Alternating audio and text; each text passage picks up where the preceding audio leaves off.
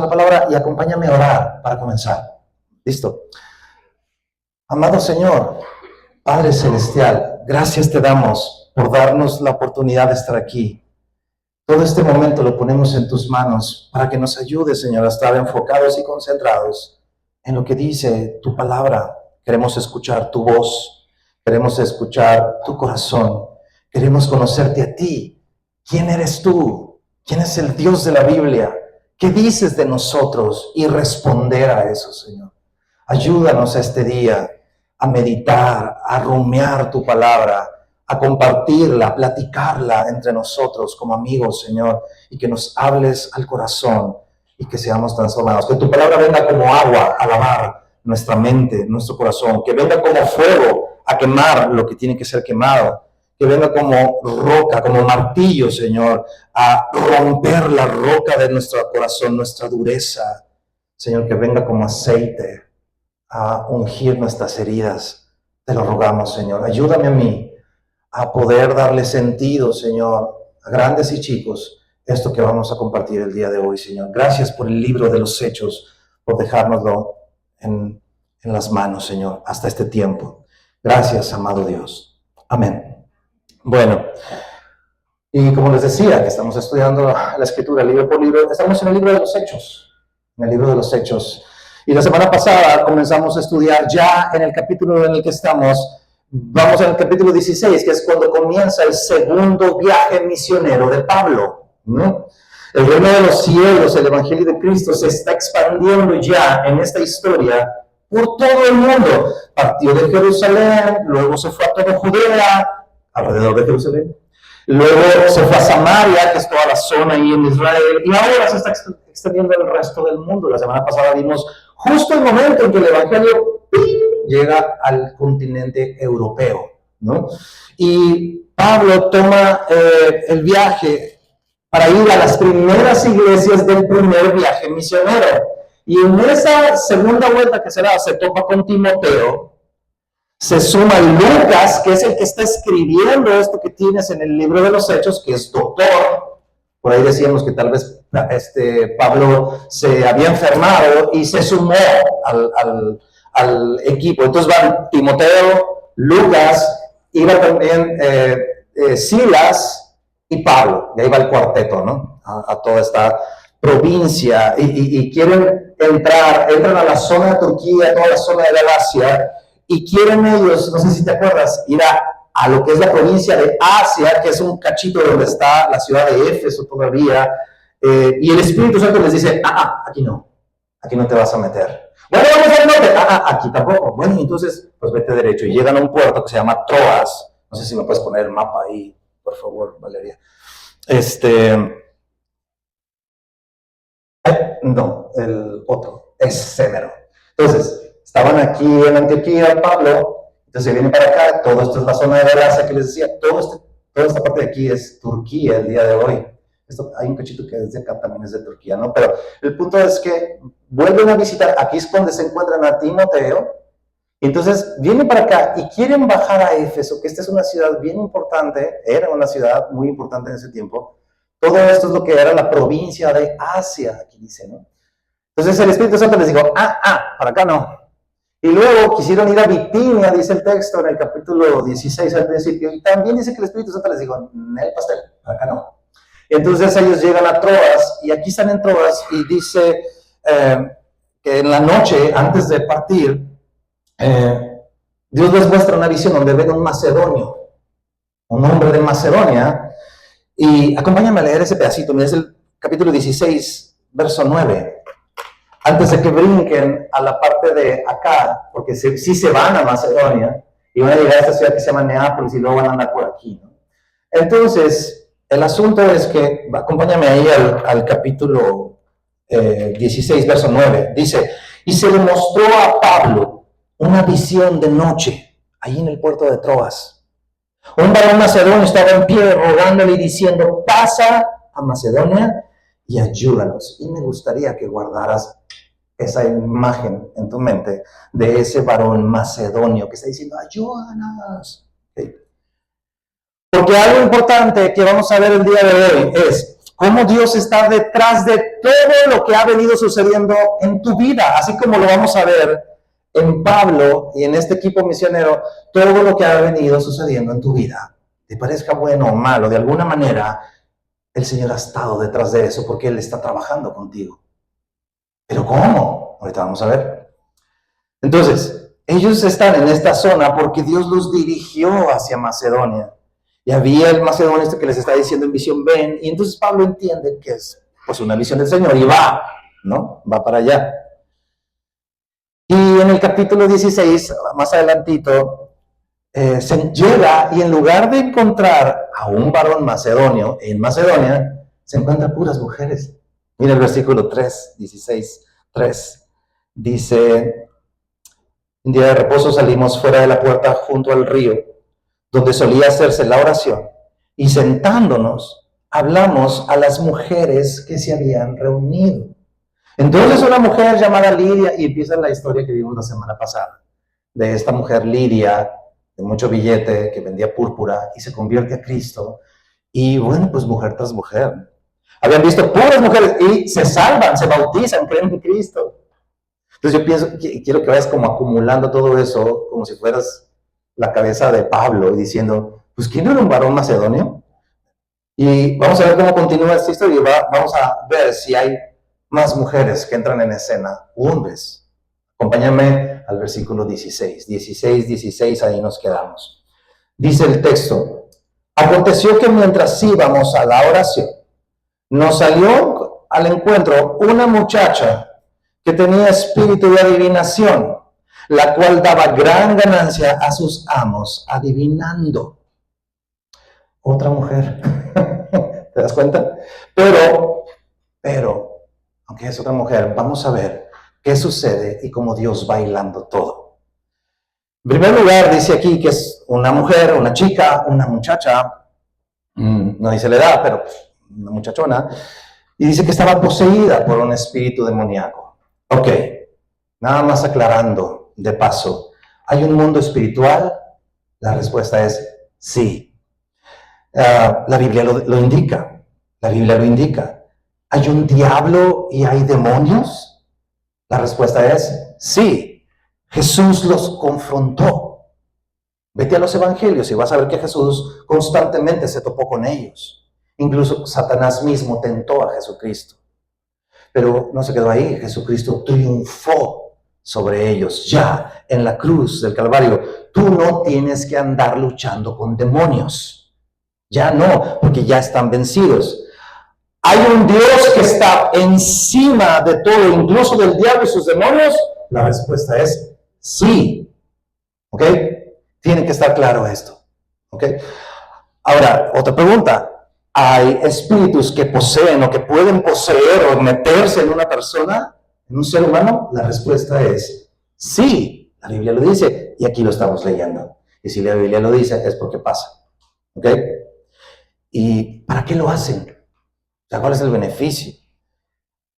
Para destruir a la máxima creación y amada creación de Dios, que es la humanidad, tú y yo. Satanás no puede contra Dios. Entonces dice, bueno, ¿qué voy a hacer? Voy a tratar de destruir lo que Dios más ama, que es la humanidad. Mira lo que dice Efesios 5. Pero antes de ir para allá, déjame hacerte otra pregunta. ¿Puede un cristiano ser poseído por demonios? La respuesta es no. No. No, y que quede claro. Mira cómo dice en Efesios capítulo 5, versículo 8. Acompáñame ahí, por favor.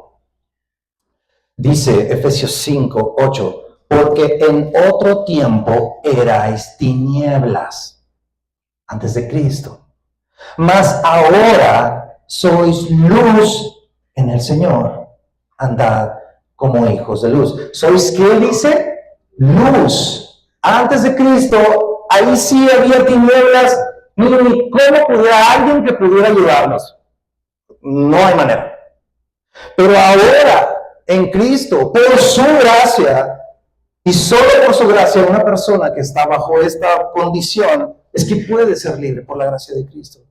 Mira cómo dice Juan 6, 39. Eso es Jesucristo hablando.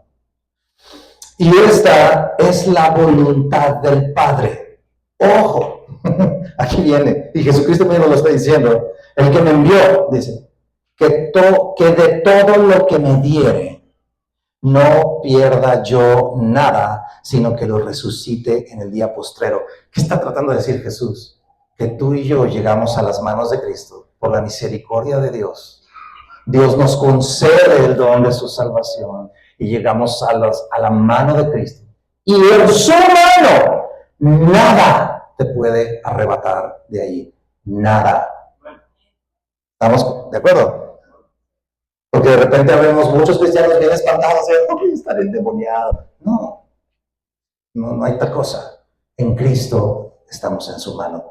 Y yo te quiero decir, si esa es la voluntad del Padre para Cristo, ¿tú crees que Jesús va a fallar esa misión? Para nada, no la va a fallar. Ahora, ¿cómo una persona que está atravesando una situación, una condición así, puede ser libre? Con la autoridad de la intercesión de un creyente. Jesús le dijo a sus discípulos, le dijo, vayan y liberan a la gente si está enchamucada. ¿No? Pero en tus 5 sentidos, una vez que la persona es libre, reconociendo su pecado y viniendo a Cristo. No hay de otra manera. No hay de otra. No hay de otra, no hay de otra. Ahora, volviendo a la chica. ¿Adivinaba realmente el futuro? Porque decía que les daba muy gran ganancia, ¿no? ¿Adivinaba realmente? Pudiera decirles que no. ¿Los demonios pueden ver el futuro? No. ¿Por qué? Porque Dios es el único omnisciente. Ahora, la Biblia no aclara cómo funciona exactamente la adivinación demoníaca, ¿no? Y podemos pensar muchas cosas.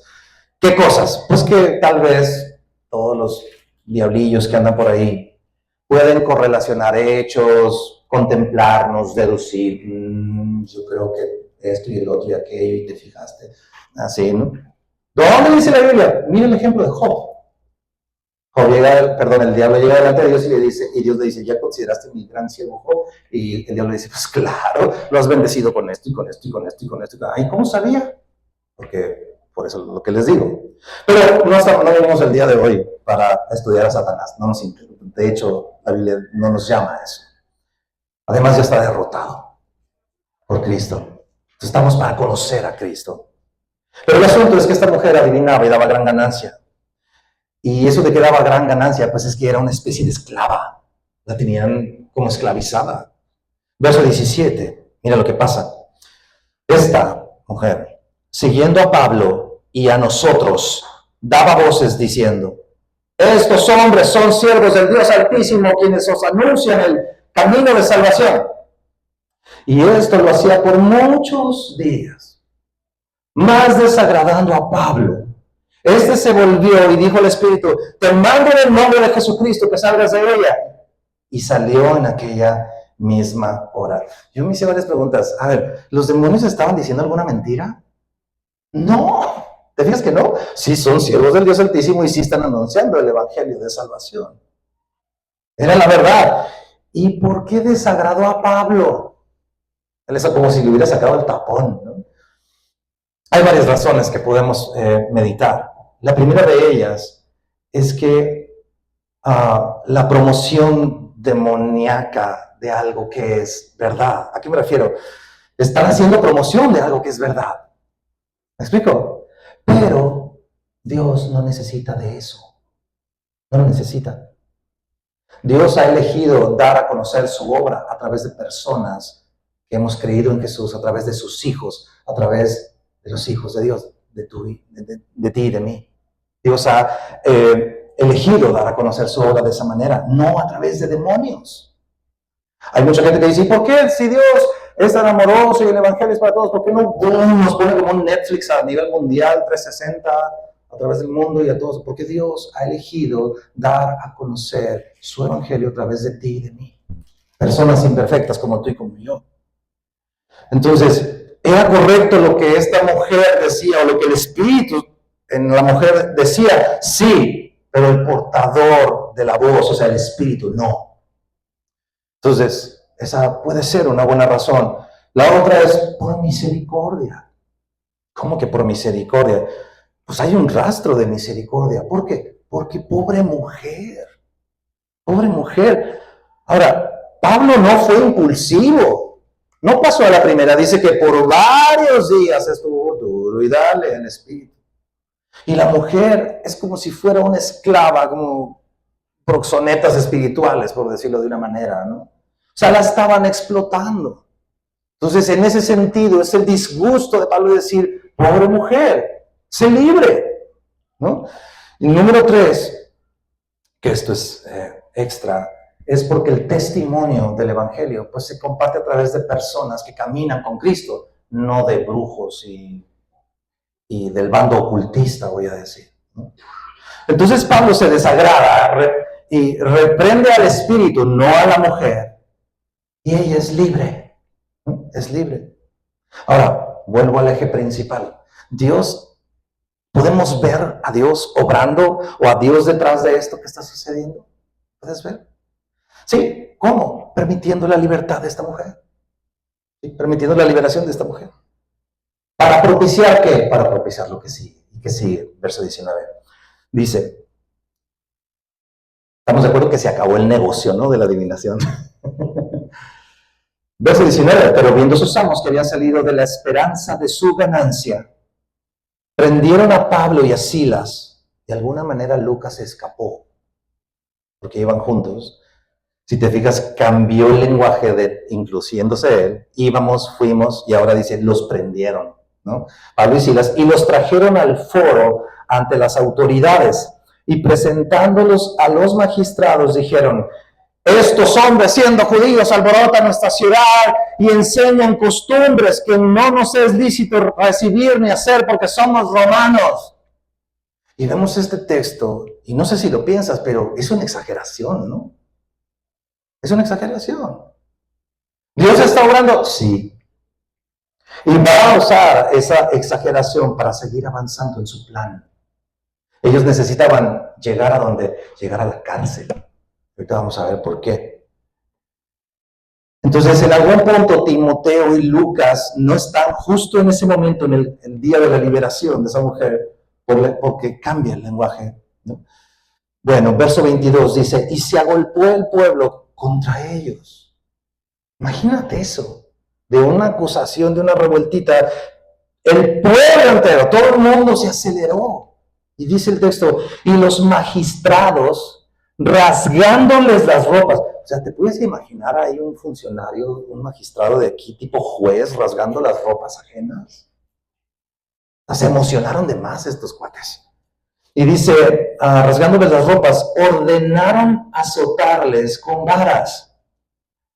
Después de haberlos azotado mucho, y continúa ahí, pero déjame decirte algo. Los judíos, bueno, en aquel entonces, y en el pueblo judío, tenían especificado que cuando una persona, bajo ciertas condiciones, se le podía juzgar para darle azotes, pero los azotes eran 39, 40, no más. Pero los romanos no tenían ese límite. Pregúntale a Jesucristo, verás cuántos le dieron, hasta que salió sangre. Entonces imagínate cuántos azotes les habrán dado esta gente romana en ese lugar, para que el texto diga, después de haberles azotado mucho, mucho. O sea, la espalda moreteada, la carne abierta, no sé si hasta los huesos molonqueados, porque te pegan aquí en el huesito del codo, como cuando te pegas con la plancha. Y que sientes que se te acalambra todo. Ahora con varejones y azotes. Las coyunturas lastimadas. Y continúa el verso, dice. Después de haberles azotado mucho, dice, los echaron en la cárcel, mandando al carcelero que los guardase con seguridad, el cual, recibido este mandato, los metió en el calabozo de más adentro y les aseguró los pies en el cepo. Entonces los agarran, los van a meter a la cárcel y se los dan al carcelero. Y esa recepción puede que no haya sido muy elegante. Pásele, bienvenido, vamos a llevarlo hasta la habitación de más adentro. Piénsalo un poquito, desde el punto de vista del carcelero. A ver, te traen una persona que tú ya sabes, porque estás ahí en el medio policíaco, vamos a decirlo así, que ya ha escuchado que anda Pablo con un equipo, vio la turba, vio que los agarraron, está predicando un Dios ajeno que es ajeno al imperio romano, a la cultura romana, ¿qué más? Y todavía con la influencia griega que está llena de otros dioses. Predicando un Salvador del mundo crucificado por romanos, ¿no? O sea, y todavía esta gente le dicen al carcelero que andan molestando a la gente del imperio. ¿Cómo lo habrá tratado el carcelero a Pablo? Dice, vente para acá y ándale y apúrate. Y bueno, podemos especular muchas cosas. Pero mínimo algo así como que abrazos, órale, hasta el fondo, arremangados. Y dice que llegaron y les aseguraron los pies en el cepo. No sé si has visto un cepo, ¿está ahí la foto? Para que quede claro qué es un cepo. Mira esto. Es un pedazo de madera que tiene muchos hoyitos, pero está partido en dos, se cierra como Pac-Man, así. ¿Y qué haces? Te ponen los tobillos en esos hoyos y luego te ponen esa cosa encima, entonces pues quedas así, ¿haz de cuenta? Y muchas veces, para que esté más incómodo, te abren las piernas para que quedes todavía más incómodo, abierto, y ahí te dejan horas, días, y ahí, encerrado.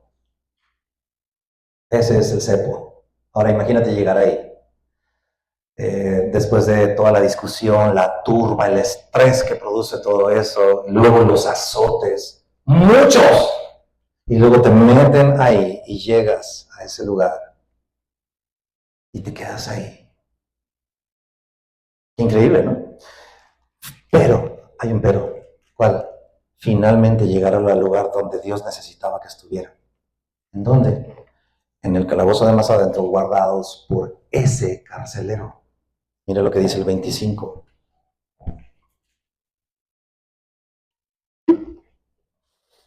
Dice 25, pero a medianoche, orando Pablo y Silas, cantaban himnos a Dios y los presos los oían.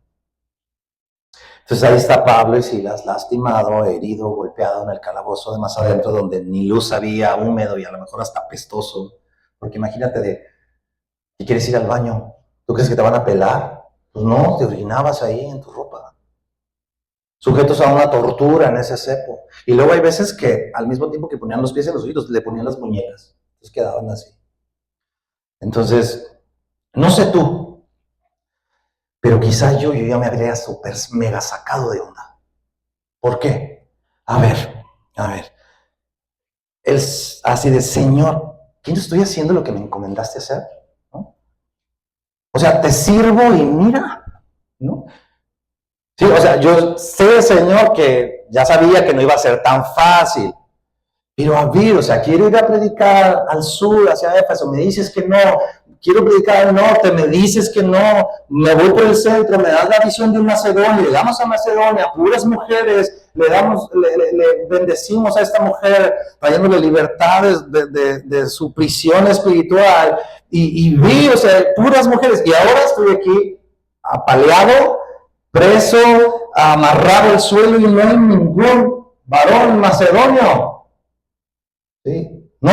Y yo pensaba y decía, a lo mejor yo estaría preguntándome, ¿no habré malentendido la visión del Señor? Así como que a lo mejor cené pesado y yo pensé que era el Señor o no sé. ¿No? ¿Dónde estás, Señor? O sea, ¿dónde estás? ¿Por qué así nosotros? Y allá bien a gusto en Jerusalén estuviera yo, donde está Pedro, donde está Juan, donde están los apóstoles. ¿Ellos qué onda? No sé tú, yo tal vez pensaría eso. Pero Pablo y Silas dice que orando cantaban himnos. ¿Te imaginas lo poco común que es eso? Porque ¿qué se canta en la cárcel? En las caricaturas, ¿no? Con la armónica. ¿No? Pero dice, o sea, y lo que se canta es muchas veces dolor, desgracia, lo que quieras. Pero dice que ellos orando cantaban, dice himnos. Cuando dice himnos, inmediatamente en mi cabeza se va al libro de los Salmos. Pensaría que Pablo y Silas tal vez estaban, mientras oraban, cantando, el Señor. ¿Te acuerdas? Es mi pastor, nada me faltará. Junto a aguas de reposo me pastoreará. Confortará mi alma. Pero ¿por qué sucede esto con Pablo y con Silas? ¿Son de otro planeta o qué ondas? ¿Sabes? Porque su esperanza, la esperanza de su ganancia de Pablo y de Silas, no está en lo circunstancial. No está en las varas, no está en los azotes, no está en la cárcel, no está en el cepo, no está en la furia colectiva. La esperanza de su ganancia está en Cristo y en la encomienda que les hizo. ¿Y qué pasa? ¿Qué pasa con esto? Mire el verso 26. Entonces, dice, sobrevino de repente un gran terremoto, de tal manera que los cimientos de la cárcel se sacudían. Yo no he estado en un sismo, no me ha tocado, pero yo trabajaba en la Ciudad de México y unos días antes del último sismo grande que hubo, me cancelaron mi viaje y no me tocó. Pero unos compañeros míos sí les tocó y decían cómo los edificios se chocaban como si fueran dos oricremas de esas así, las galletas oricremas, ¿te acuerdas? Las galletas de nieve, y chocaban así como aplaudiendo los edificios entre ellos. Dice que los cimientos de la cárcel se sacudían y al instante se abrieron todas las puertas y las cadenas de todos se soltaron. Esto no es un sismo tradicional. Cuando tiembla no se abren cadenas ni se abren puertas normalmente, a menos que se rompan. Y lo interesante es que todos quedaron sin cadenas y con las puertas abiertas, ¿no? Y sabes, yo muchas veces escuché y he escuchado por años una enseñanza un tanto sensacionalista que dice, por ejemplo, en tiempos difíciles, cuando la cosa está que arde, alaba, adora a Dios. Cuando tú adoras a Dios, las puertas se abren, las cadenas se rompen. Cuando tú alzas la voz, los yugos se pudren, eres libre. Incluso no nada más eres libre tú, sino todos los que están contigo, porque la alabanza trae liberación. Y bueno, yo tengo que decirte algo. Eso se oye muy bien, pero no es lo que la Biblia enseña. Y yo fui mucho tiempo encargado de la alabanza. Y no tienes idea cuánto me está costando decirte todo esto que te estoy diciendo. Pablo y Silas, vamos a meditar en esto. Pablo y Silas no están instruidos en que, Pablo, Silas, ¿qué onda? Si estamos presos, acuérdate, hay que cantar para ser libres. No, o sea, porque acuérdate, la alabanza trae libertad. No, o sea, eso ni siquiera saben ni qué va a pasar, ¿no? Pablo y Silas no están adorando a Dios para que se abran las cadenas y las puertas. Ellos están alabando a Dios porque es digno de alabanza. ¿Ok? Oye, Gustavo, entonces, ¿dónde queda la historia de Josafat? Cuando Josafat, allá en el pueblo de Israel, van a la guerra, y Josafat mandó poner a los cantores por delante y el arca de Dios por delante, y Dios les dio la victoria. ¿Dónde queda eso? Bueno, déjame decirte algo. El contexto de ese pasaje dice que Dios ya les había dado la palabra de victoria. Les dijo desde antes, no va a haber para qué peleéis. No van a necesitar pelear. Mía es la guerra. ¿Sí?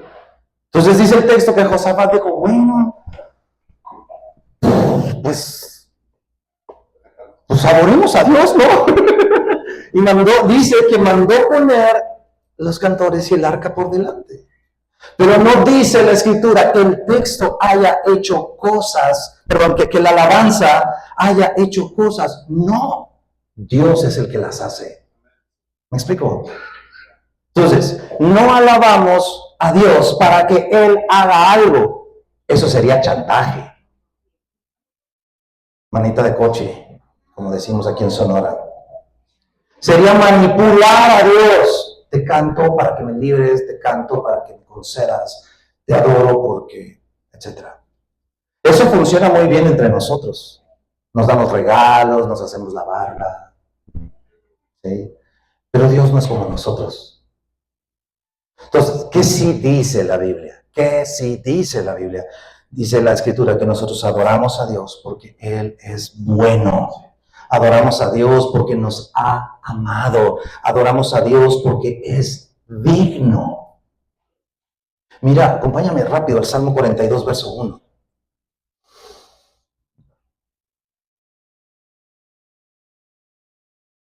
Mira este salmista cantando al Señor. Salmo 42, versículo 1. Dice, como el ciervo brama por las corrientes de las aguas, así clama por ti, oh Dios, el alma mía. Fíjate el verso 5.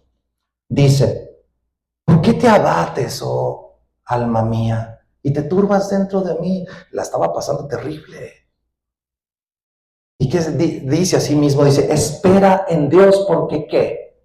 Aún he de alabarles, salvación mía y Dios mío.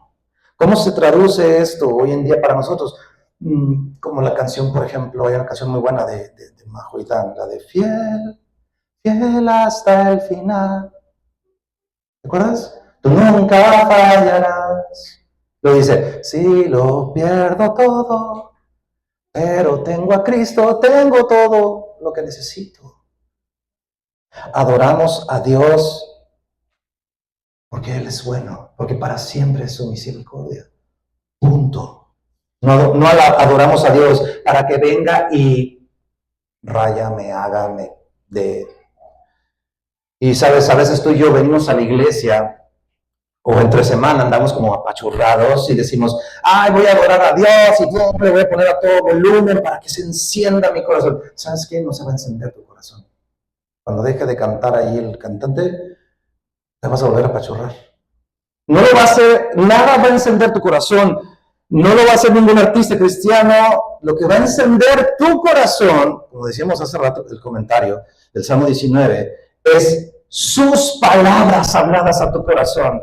Y cuando tú respondas al Señor en oración, por eso que Él te está hablando a través de su palabra y le expresas tu gratitud, entonces tu alabanza y tu adoración va a salir solita como respuesta. ¿Me explico? Eso sí te va a mover a alabar su gratitud, la gratitud por su misericordia, por lo que Él te ha hablado a tu corazón. Como Josafat. Josafat, no va a haber para que pelees. Ok, Señor. Pues te adoramos porque eres grande, porque eres bueno, porque para siempre es tu misericordia. Fíjate, el verso que está en Santiago 5, acompáñame si puedes, te lo leo rápido. Santiago 5:13. Fíjate, este verso dice, ¿está alguno entre ustedes afligido? Haga oración. ¿Está alguno alegre? Cante alabanzas. Y por esta cultura o esta como doctrina de alabanza que trae libertad a tu aflicción y todo eso, yo decía, fíjate hasta qué nivel me llegué a estar, y te lo digo como testimonio personal, yo llegué como a cuestionarme y decir, oye, como que Santiago está mal, ¿no? ¿Sí? No debería de ser, si está alguno afligido, cante alabanzas, ¿no? Pero no es lo que enseña la Biblia. ¿Sí? ¿Estás afligido? Ponte a orar, mi cuate. Ponte a cuentas con el Señor. Confía en Dios en oración. Y entonces, una vez restituido por el Señor, adórale. Adórale. La batalla es suya, pero tú debes confiar, aunque tu mente te diga que no. ¿Me explico? Y entonces, ¿qué está pasando con Pablo y con Silas? Lo mismo que dice el texto. Regrésate ahí a Hechos 16, versículo 25. A medianoche, ¿qué dice que estaban haciendo en primer lugar? Orando. Respondiendo al Señor. Recordando sus palabras, orando como respuesta y adorando, aunque no entienda lo que está pasando. ¿Me explico? Ahora, déjame aclararte algo. ¿Quién produce eso en Pablo y Silas? Mira, eso no es un fruto de Pablo y de Silas. No lo es. Pablo nos regañaría, nos diría, fuera demonios, casi. si consideráramos que por sus pistolas Pablo se pone a orar cantando después de toda la mega paliza que le acaban de dar. Dice Romanos 8 que Él es el que pone en nosotros el querer como el hacer por su buena voluntad. Amigos, es mérito de Dios. Es mérito de Dios. Esa fuente inagotable en tu interior de gratitud es producida por Dios, no es producida por ti y por mí. Es obra de Dios y gracia de Dios. Y tú y yo lo que podemos aprender de esto es a pedir lo mismo. A pedir lo mismo. Porque si es por nuestras pistolas, francamente, vas a preferir prender el Netflix que hacer otra cosa para acercarte al Señor. No vamos a hacer nada. Es más, y si lo queremos hacer, a veces hasta nos hundimos más. Entonces, cuando estés en una situación difícil, pídele al Señor que te ayude a ver su amor, que te ayude a ver su cuidado, que te ayude a ver su fidelidad contigo, su gracia contigo. Y en medio de ese valle de sombra y de muerte, adóralo. ¿Me explico? No hay mérito nuestro. Todo es por Él, para Él. Todo es Él. ¿Ok? ¿Y qué sucede en Hechos después? Verso 27. Despertando el carcelero y viendo abiertas las puertas de la cárcel, sacó la espada y se iba a matar, pensando que los presos habían huido. Fíjate, los carceleros en ese tiempo se comprometían a cuidar con su propia vida a los presos. Entonces dijo este hombre, se escaparán todos, me van a matar, me van a torturar. Más vale que yo me haga harakiri aquí de una vez, porque no quiero sufrir. Y déjame anclar otra vez a lo que mencionábamos ahorita. Si Pablo y Silas hubieran alabado para ser libres, una vez que se rompieron, que se abrieron las cadenas y se abrieron las puertas, Pablo y Silas hubieran dicho, espérate, ya se va a matar. ¡Ay, ya se mató! ¡Vámonos! ¿No? ¡Córrele!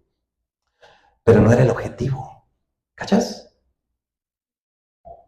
¿Qué pasó con Pablo? Mira el verso 28. Mas Pablo clamó a gran voz diciendo, no te hagas ningún mal, pues todos estamos aquí. No se fue nadie. Fíjate la respuesta de Pablo. El carcelero, además de encadenarlo, es muy probable que él mismo haya sido hasta el que lo azotó, lo trató mal. Pero Pablo, en vez de esperar a que se matara y huir, le dice Pablo, ¿sabes qué? Le dice, no te hagas ningún mal, pues todos estamos aquí. O sea, Pablo pudo hablar y responder así, ¿sabes por qué? Porque Pablo no está preso de sus emociones de me la va a pagar. Y si supiera que soy ciudadano romano, peor le va a ir. ¿Sí? Pero más bien Pablo es preso del amor de Cristo. ¿Sí? Y cuando tú eres preso del amor de Cristo, entonces te lleva a pensar, ¿sabes qué? Ese carcelero, esa persona que me ofendió, esa persona que me hizo y me deshizo, también Cristo murió por esa persona. Entonces, ¿quién soy yo para dejar que se mate y se vaya a una eternidad sin Cristo? Y Dios desea salvar a esa persona. Verso 29 dice, él entonces, pidiendo luz, se precipitó adentro y temblando, trata de dibujar ese video en tu mente. Se precipitó y adentro y temblando se postró a los pies de Pablo y Silas y sacándolos les dijo, señores, ¿qué debo hacer para ser salvo? ¿Por qué está temblando? ¿Por qué se postra? ¿Por qué se precipita? ¿Sabes por qué? Porque sabe que no es normal. Si se abren todas las puertas de la reja, todas las rejas de la cárcel, perdón, lo normal es que todo el mundo dice, pelas, aquí mero, vámonos. Pero ¿qué pasó? Seguramente este mismo carcelero ha estado escuchando lo que se ha estado predicando. Y todavía dice, y peor aún, ¿por qué no huyeron? Eso no es normal. Verso 31. Ellos le dijeron, cree en el Señor Jesucristo y serás salvo tú y tu casa. Y aquí viene otra bomba atómica. Quiero aclararte dos cosas de este verso, de esta parte donde Pablo le dice, cree en el Señor Jesucristo y serás salvo tú y tu casa. La primera de ellas es, lo que estamos leyendo es la palabra de Dios, ¿no? Estamos de acuerdo. Si Dios dice que creas y con creer eres salvo, entonces si crees honestamente en el Señor, eres salvo. No necesito quitarme los tatuajes y cortarme el pelo, no, porque eres salvo al creer. Y no necesito cambiar, no. Y no necesitas, no necesitas. ¿Qué necesitas hacer? Creer, creer, creer. ¿Seguro que no necesito hacer nada? No necesitas hacer nada más que creer. Pablo mismo, este mismo Pablo que le dice esto, cree en el Señor Jesucristo y serás salvo tú y tu casa, es el mismo que escribió la carta a los romanos. Y la carta a los romanos dice que necesitas una sola cosa, creer y arrepentirte. Es como una moneda de dos caras. Por un lado crees y por el otro lado te arrepientes. Por eso te dije, creer honestamente. ¿Y qué es creer honestamente? Creer que Él es Dios. Y Jesucristo es tu Salvador. ¿Salvador de qué? De que eres una persona que eres terriblemente pecadora.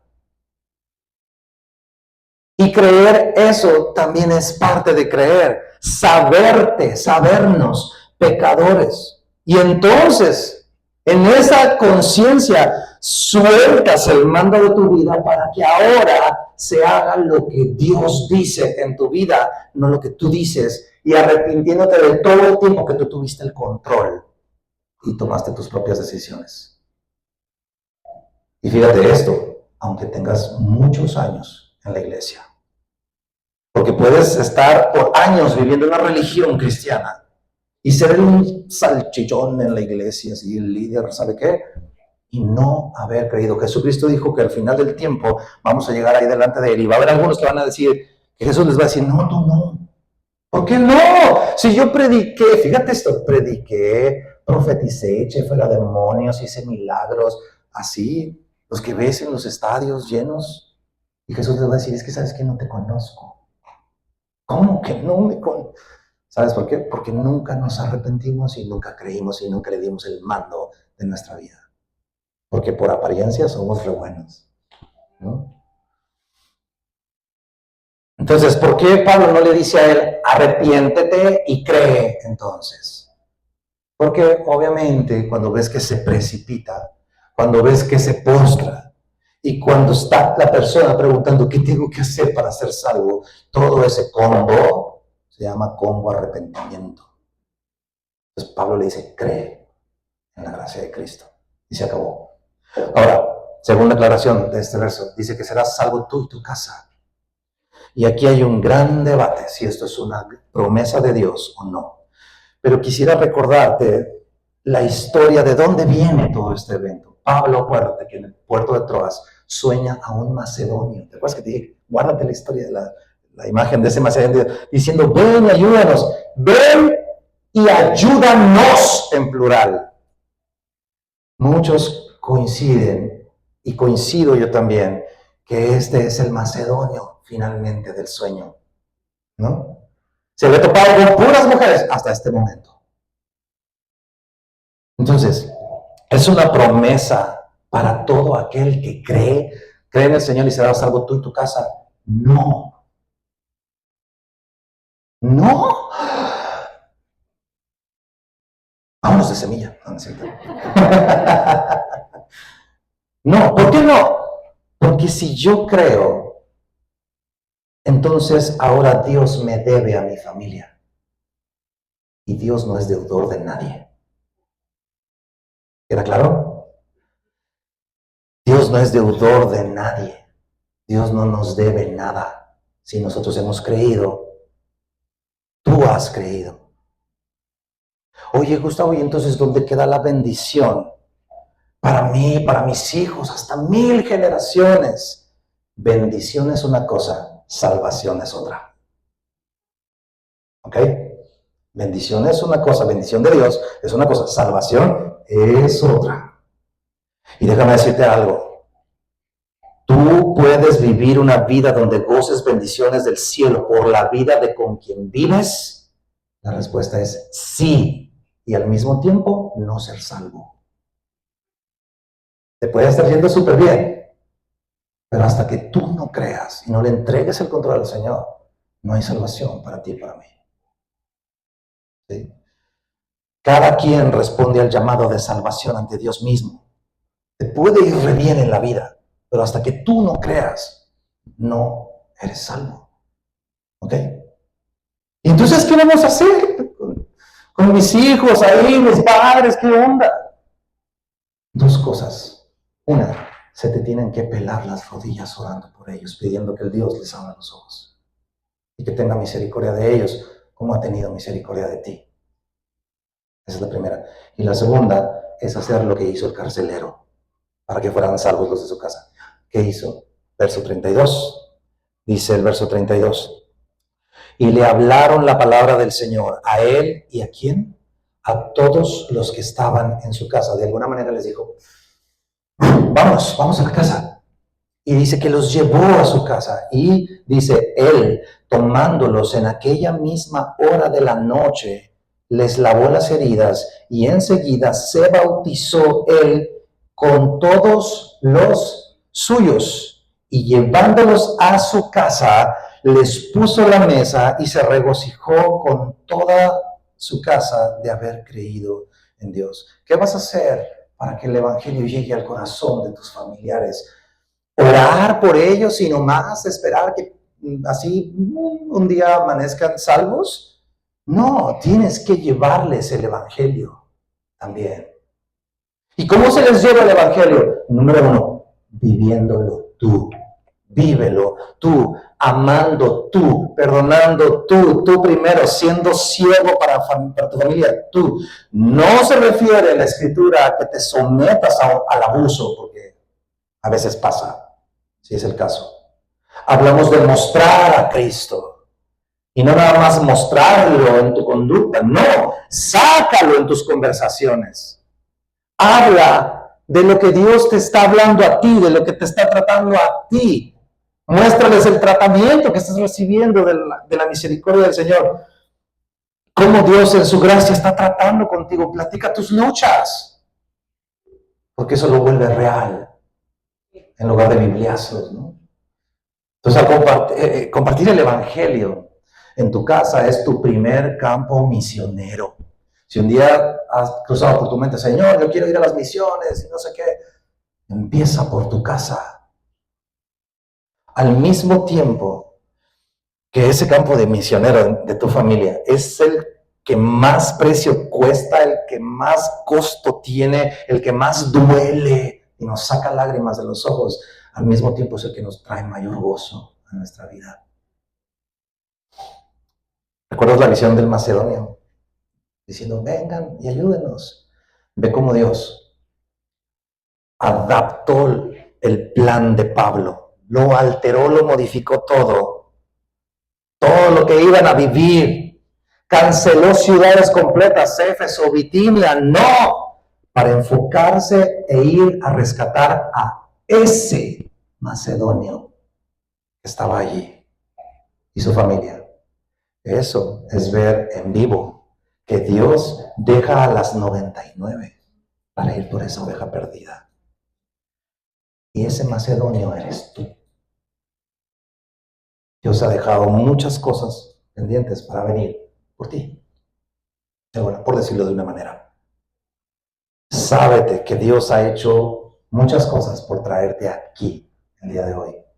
Por tenerte aquí escuchando esto. Que sepas que eres amado por Dios y que tienes la puerta abierta, el paso, la oportunidad de llegar al trono de la gracia para que recibas el oportuno socorro que necesitas y que no te quites la vida como el macedonio. Hay esperanza para ti. ¿Qué pasa después? En la mañana, rápido. El macedonio le dice a Pablo, ¿sabes qué? Pues estuvo muy padre la desvelada, pero pues vámonos a la cárcel, ¿no? Porque si no me van a matar. Me van a matar. Y se van. Pero las autoridades, mira lo que hacen. Verso 35. Dice, cuando fue de día, los magistrados enviaron alguaciles a decir, suelta a aquellos hombres. Y el carcelero hizo saber estas palabras a Pablo. Los magistrados han mandado decir que se os suelte. Así que ahora salid y marchaos en paz. Pero Pablo les dijo, después de azotarnos públicamente sin sentencia judicial, siendo ciudadanos romanos, nos echaron en la cárcel y ahora nos echan encubiertamente. No, por cierto, sino que vengan ellos mismos a sacarnos. Y los alguaciles hicieron saber estas palabras a los magistrados, los cuales tuvieron miedo al oír que eran romanos. Y viniendo, les rogaron y sacándolos, les pidieron que salieran de la ciudad. ¿Por qué Pablo hizo esto? Ya, Pablo, vete a tu casa, ¿no? ¿Sabes por qué? Porque lo que habían hecho con ellos realmente era ilegal. Era ilegal. Bajo el derecho romano era ilegal. Un ciudadano romano tenía ciertas protecciones importantes como derecho a un juicio justo, protección contra castigos degradantes sin sentencia y sobre todo el tema de los azotes públicos. Entonces, como no hubo un proceso legal con ellos, cuando se dan cuenta ellos como ciudad se ven arriesgados a perder un título que les daba Roma, que era colonia romana.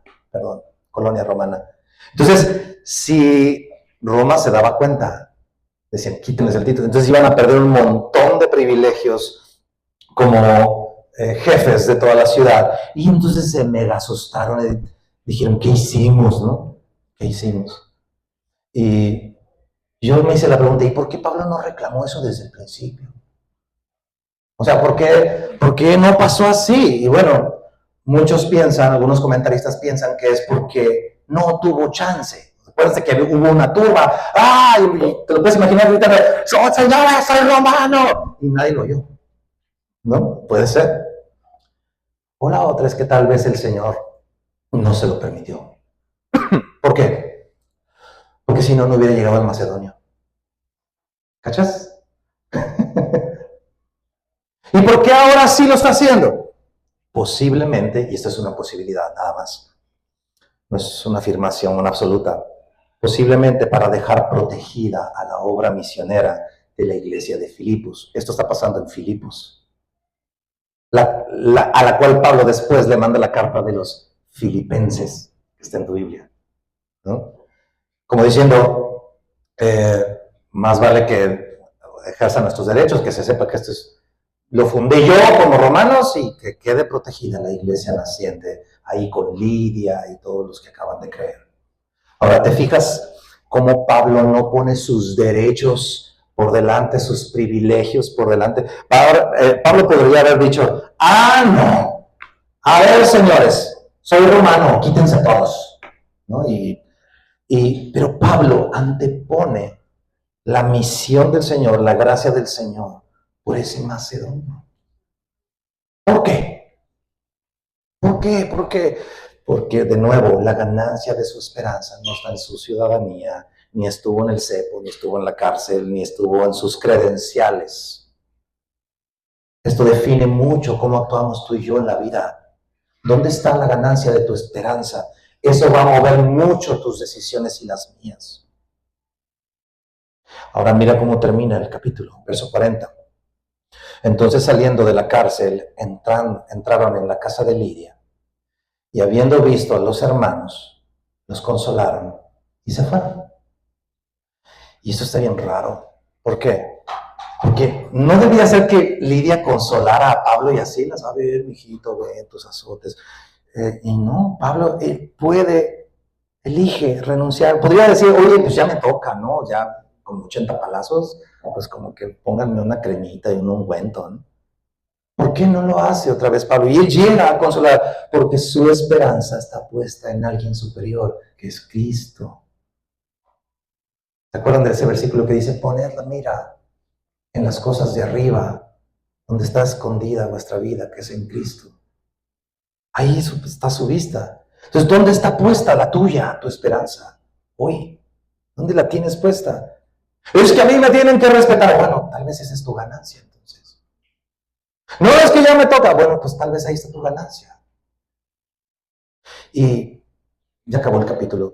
Quisiera reflexionar nada más algunas cosas para cerrar la pinza en lo que te planteaba al principio. Luego de recorrer todo el capítulo 16, a final de cuentas, Dios, si te fijas, ha estado detrás de todo. Y Dios va llevando a Pablo a conocer y a vivir toda esta travesía para cumplir el plan de Dios que él tenía. Y sabes, así es nuestra vida. Estamos para cumplir la misión del Señor, no la nuestra. En su gracia el Señor nos permite planear, construir, viajar, hacer, dejar de hacer. Pero déjame recordarte algo y acompáñame a Romanos 8:28. Dice Romanos 8:28, y sabemos que a los que aman a Dios, todas las cosas les ayudan a bien. Esto es, a los que conforme a su propósito son llamados, porque a los que antes conoció, también los predestinó para que fuesen hechos conforme a la imagen de su Hijo. Todo lo que pasa en tu vida y alrededor de tu vida hasta el día de hoy tiene el objetivo de traerte a Cristo y de moldear tu carácter a imagen de Cristo. Entonces Dios ha estado, está, y en cada paso, que hemos venido dando como sus hijos para traernos hasta aquí, para conocerlo a Él, ¿no? Para conocer su carácter, para ser moldeados conforme a la imagen de Cristo. Y tal vez está tocando pasar por una situación bien complicada, bien difícil, que te sientes azotado, atrapado en el cepo, cargado, pero quisiera que juntos leyéramos un salmo que tiene este equilibrio perfecto que hemos venido hablando. Y mientras leemos, lo vamos a leer juntos. Deja que Dios hable a tu corazón y que tu corazón pueda responder en oración a Él. Acompáñame al Salmo 57, por favor.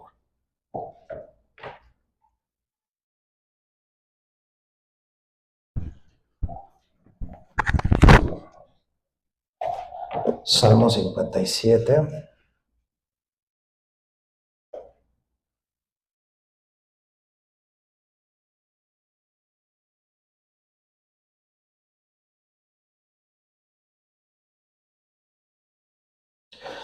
Dice el verso 1, léelo conmigo. Ten misericordia de mí, oh Dios.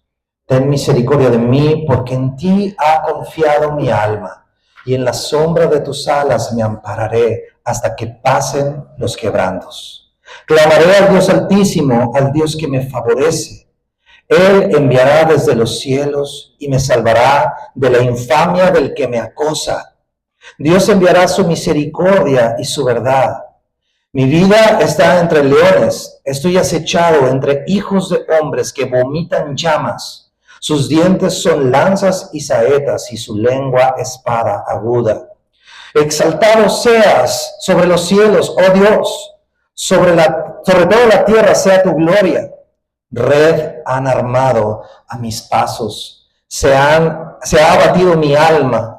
Hoyo han cavado delante de mí, en medio de él han caído ellos mismos. Pronto está mi corazón, oh Dios, mi corazón está dispuesto, cantaré y trovaré salmos. Despierta, alma mía, despierta, salterio y arpa, me levantaré de mañana. Te alabaré entre los pueblos, oh Señor, cantaré de ti entre las naciones, porque grande es hasta los cielos tu misericordia y hasta las nubes tu verdad. Exaltado sea sobre los cielos, oh Dios, sobre toda la tierra sea tu gloria. ¿Qué te parece si oramos para responder al Señor? Y vamos a derramarnos, ¿no? Que Dios en medio de cualquier situación que estés, haga su voluntad. No sé si te va a tocar estar amarrado al cepo unos días más, pero el Señor sigue siendo digno de gloria. ¿Ah? Acompáñame a orar. Padre, muchísimas gracias, precioso Dios, por tu misericordia en nuestra vida, por hablarnos el día de hoy claramente a través de tu palabra, Señor. Y lo primero que queremos hacer, Señor, es pedirte perdón por nuestros pecados. pedirte perdón por tener el control de nuestra vida, Señor. Por nosotros querer mandar, dirigir y hacer todo lo que queremos hacer hasta el día de hoy. Pero hoy, Señor, hemos escuchado esto y quiero decirte que creo en ti, Señor. Creo que soy un pecador.